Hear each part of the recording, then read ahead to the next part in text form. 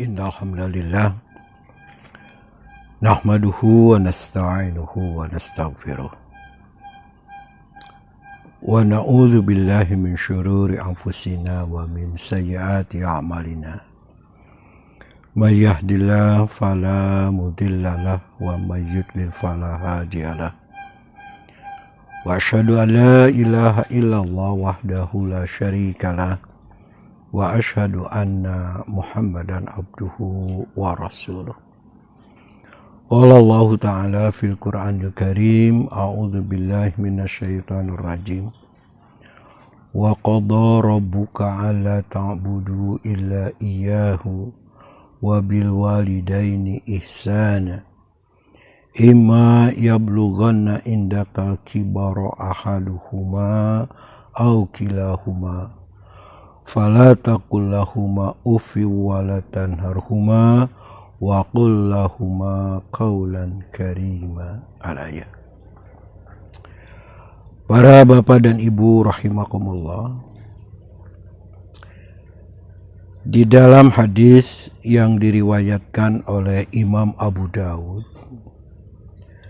sahabat Abu Usaid menceritakan bahwa ketika dia bersama para sahabat di dekat Rasulullah Sallallahu Alaihi Wasallam,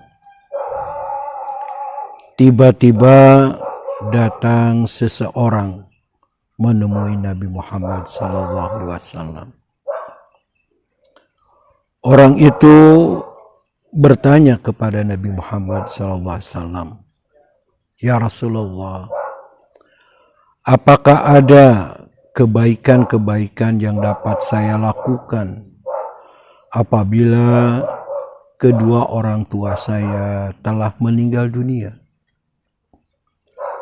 Maka Rasulullah SAW menjawab, Ada 4 perkara yang bisa dilakukan seseorang sebagai pengabdian kepada orang tuanya sesudah orang tuanya meninggal dunia. Kemudian Rasulullah SAW merinci keempat perkara itu adalah, yang pertama, as-sholatu alaihima, sholat atas keduanya. Jika ibumu meninggal, sholatkanlah dia. Jika ayahmu meninggal, sholatkanlah dia. Itu merupakan salah satu bakti anak kepada orang tua apabila kedua orang tuanya telah meninggal dunia. Para bapak dan ibu rahimakumullah, dalam hadis ini dapat kita bagi dalam 2 bagian. Yang pertama adalah bagi anak. Bagi anak, apa yang ia lakukan, yaitu dia menyolatkan ibunya, dia menyolatkan ayahnya ketika keduanya meninggal dunia, itu merupakan amal soleh, amal bakti dari anak kepada orang tua. Sedangkan yang kedua bagi orang tua. Bagi orang tua itu adalah merupakan bekal tambahan. Jadi selain bekal amal ibadahnya sendiri yang akan dia bawa untuk menghadap kepada Allah Subhanahu wa Ta'ala, juga ia mendapatkan tambahan bekal lainnya, yaitu mendapatkan anak yang soleh, mendapatkan doa dari anak yang soleh. Khususnya dalam hal ini adalah anaknya telah menyolatkan dia ketika dia meninggal dunia. Nah, para bapak dan ibu yang saya hormati, pada kesempatan saat ini saya hanya akan membahas bagian yang kedua, yaitu bagi orang tua. Ini para yang saya hormati, di dalam satu riwayat yang lain, Rasulullah SAW pernah bertanya kepada para sahabat. Kata Rasulullah, "Atadruna marrukub?" Apakah kamu tahu apa yang dimaksud dengan rukub? Para sahabat menjawab, rukub itu adalah seorang ayah, seorang ibu yang tidak punya anak, tidak punya keturunan. Jadi ar-rukub itu mandul, tidak punya anak, tidak punya keturunan. Lalu kata Rasulullah SAW, bukan. Rukub itu adalah bukan seorang ayah, seorang ibu tidak punya anak, tidak punya keturunan, kata Nabi. Tapi rukub itu adalah seorang ayah, seorang ibu yang punya anak, yang punya keturunan, tapi anak-anaknya, keturunannya itu tidak bermanfaat bagi dirinya ketika ia meninggal dunia. Kita garis bawahi, saya ulang kembali. Yang dimaksud dengan mandul itu adalah seorang bapak, seorang ayah, seorang ibu punya anak, tapi anak-anaknya tidak bermanfaat, tidak berguna baginya setelah ia meninggal dunia. Nah, jadi para bapak dan ibu ya rahimakumullah, dengan demikian jika dikaitkan dengan hadis yang pertama tadi, yaitu as-salatu alaihima, engkau menyolatkan kepada kedua orang tuamu, yaitu bapak dan ibumu, ini memberikan gambaran bahwa orang tua tersebut tidak termasuk kepada orang tua yang mandul, tidak termasuk kepada orang tua yang ar-rukub. Sebaliknya, orang tua yang anaknya menyolatkan ketika ia meninggal dunia, dia adalah orang tua yang sangat beruntung karena dia memiliki anak yang soleh. Dan kita ketahui bahwa 3 perkara yang kata Rasulullah SAW, terputus amal anak Adam apabila seseorang meninggal dunia kecuali 3 perkara. Salah satu diantaranya adalah anak yang saleh. Jadi para bapak dan para ibu rahimakumullah, bagi si ayah dengan disolatkannya dia, bagi si ibu dengan disolatkannya dia oleh anak-anaknya, ini memberikan satu hal yang luar biasa. Karena di dalam sholat jenazah ada doa-doa yang luar biasa. Sungguh beruntung seorang bapak, sungguh beruntung seorang ibu apabila ketika ia meninggal dunia disolatkan oleh anak-anaknya. Sebab kunci daripada sholat jenazah itu adalah keikhlasan. Keikhlasan pertama yang akan muncul dari orang-orang yang melaksanakan sholat terhadap jenazah seseorang adalah dari anak-anaknya. Anak-anaknya yang menyayangi ibunya, anak-anaknya yang menyayangi bapaknya, begitu merasa kehilangan. Di mana selama ini kedua orang tuanya yang telah mendidik dia, kedua orang tuanya yang telah membiayai dia sehingga dia menjadi seorang sarjana. Bahkan segala kebutuhan hidupnya dipenuhi oleh kedua orang tuanya. Sehingga ketika orang tuanya meninggal dunia, dia merasa kehilangan. Disinilah ada tali ikatan yang luar biasa yang akan mengikhlaskan ketika ia menyolatkan kedua orang tuanya. Rasulullah SAW mengajarkan dalam sholat jenazah itu diantaranya adalah Allahumma gfirlahu, ya Allah ampunilah dia. Jika yang disolatkannya itu adalah bapaknya, berarti ya Allah ampunilah ayahku. Atau jika yang disolatkannya ibunya, ya Allah ampunilah ibuku. warhamhu, dan rahmatilah dia, dan sayangilah dia, wa'afihi, dan jauhkanlah bala daripadanya, wa'fu anhu, dan maafkanlah kesalahan-kesalahannya, wa akrim nuzulahu, dan muliakanlah kedatangannya, wa wasi' madkhalahu, dan luaskanlah tempat tinggalnya. Andaikan anak itu hanya hafal sampai doanya sebatas itu pun sudah luar biasa. Berapa anak yang akan menyolatkan dia? 5, 6, 7, atau mungkin 10 orang. Luar biasa. Dari semua anak-anaknya mendoakan dengan tulus dan ikhlas. Insya Allah doa anak yang soleh akan dikabulkan oleh Allah Subhanahu wa Ta'ala.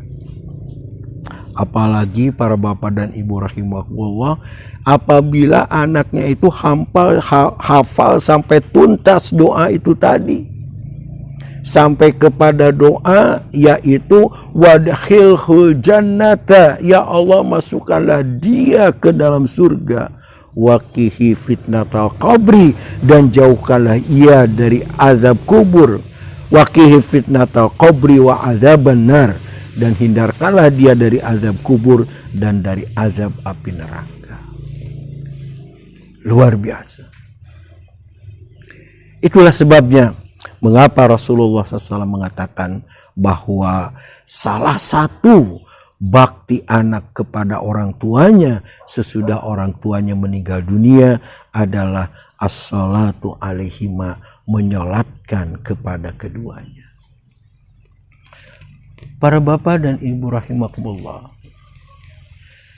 saya sering bertakziah, sering mendatangi orang yang meninggal dunia.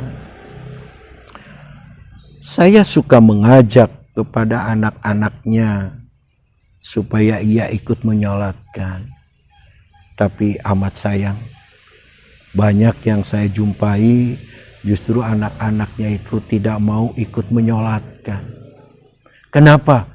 Mereka alasannya sederhana, saya tidak bisa sholat jenazah. Bahkan ada satu saat, satu jenazah, apakah itu bapak ataukah itu ibu, ditangguhkan, dikuburkan sampai berjam-jam lamanya. Alasannya adalah karena dia masih menunggu, keluarganya itu masih menunggu ada anaknya yang bertugas di luar kota. Padahal menurut sunnah Rasulullah SAW, jenazah itu apabila sudah, kalau ada seseorang meninggal dunia, segera dikuburkan. Fa'asri'u bil janazati, segera jenazah itu dikuburkan. Tapi ini ditangguhkan berjam-jam lamanya. Sesudah sore hari menjelang maghrib, ternyata anaknya yang ditunggu-tunggu itu datang juga. Melihat ayahnya atau ibunya yang sudah membujur tidak bernyawa, dia lemparkan tasnya, lalu dia menangis terseduh-seduh. Sesudah puas dia menangis terseduh-seduh, barulah dia mengatakan, silahkan kalau mau dikuburkan, dikuburkan.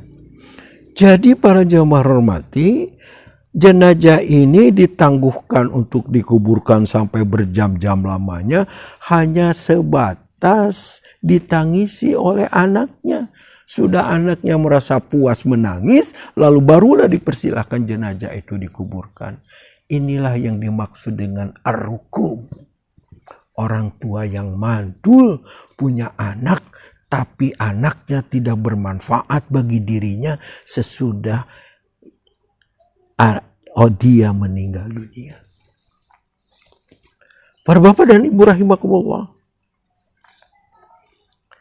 andaikan anaknya ini dididik agama, andaikan anaknya ini mengerti agama, begitu mendengar orang tuanya meninggal dunia, Dia datang, begitu sampai di rumahnya, dia langsung mengambil air wudhu. Sesudah itu langsung dia menyalatkan, walaupun hanya sendirian.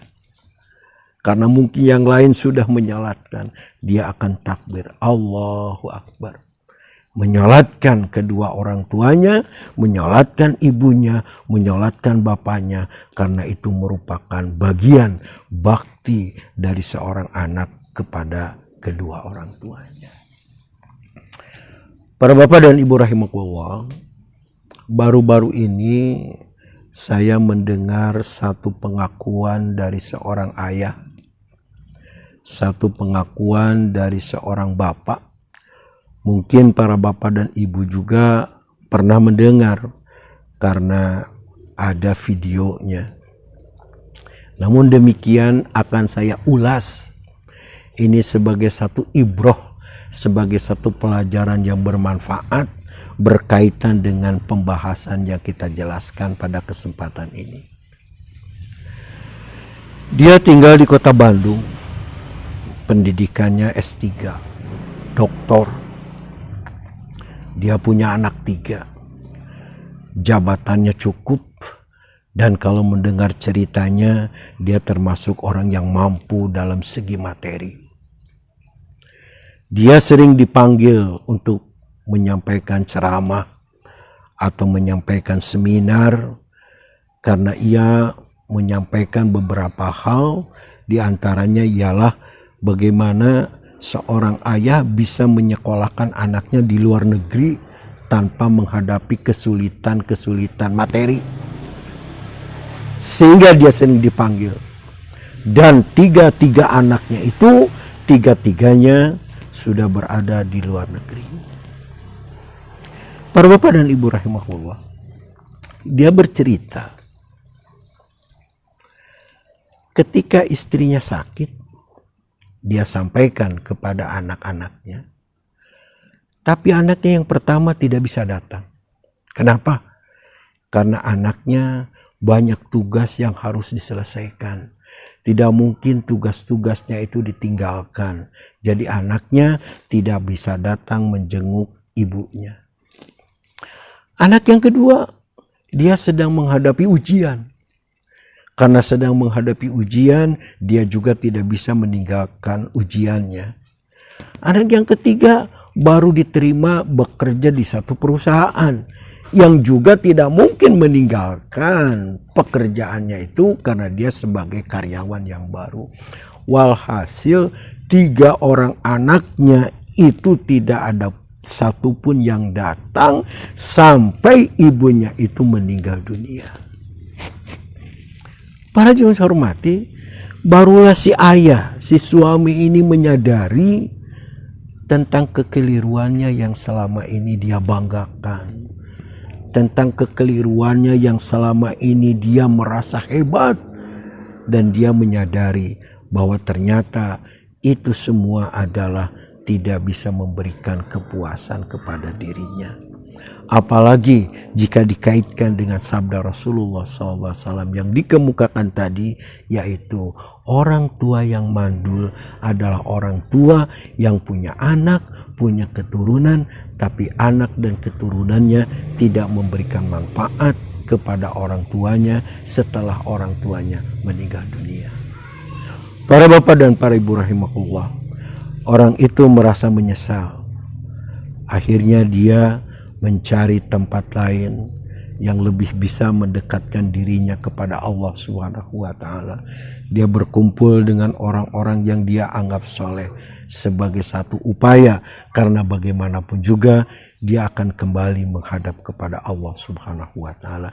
Ini bisa kita jadikan ibroh, ini bisa kita jadikan pelajaran bahwa jika seorang ayah, jika seorang ibu menanamkan pengetahuan agama, menanamkan ilmu agama kepada anak-anaknya, insya Allah anak-anak kita kelak menjadi anak-anak yang soleh, akan termasuk kepada anak-anak yang mengerti agama, dan mereka pun akan mendoakan, menyolatkan kita ketika kita meninggal dunia.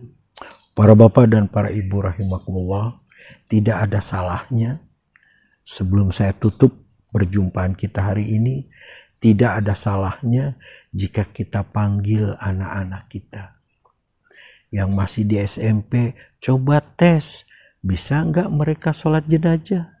Yang sudah di SMA, tes, apakah dia juga bisa sholat jenazah? Yang sudah di perguruan tinggi juga tes, apakah dia juga bisa sholat jenazah? Atau mungkin anak kita yang sudah berkeluarga. Cobalah kita juga mengetes mereka untuk mengetahui, agar mereka juga kalau belum bisa, belum terlambat, supaya mereka belajar dan mempelajari. Jangan sampai kita termasuk kepada orang tua yang dinamakan rukum oleh Rasulullah Sallallahu Alaihi Wasallam. Sebab apa yang kita korbankan, apa yang kita perjuangkan untuk anak dan istri kita akan menjadi sia-sia di hadapan Allah Subhanahu wa Ta'ala jika anak-anak kita tidak bermanfaat bagi kita, untuk kita sesudah kita meninggal dunia. Mudah-mudahan pertemuan kita hari ini dapat dijadikan sebagai satu ibrah, menjadi satu pelajaran untuk kita lebih bisa bebenah diri, lebih bisa kita mengoreksi diri, lebih bisa kita juga memperbaiki diri jika ada hal-hal yang memang perlu diperbaiki. Aqulu qouli hadza wa astaghfirullah li wa lakum. Wassalamualaikum warahmatullahi wabarakatuh.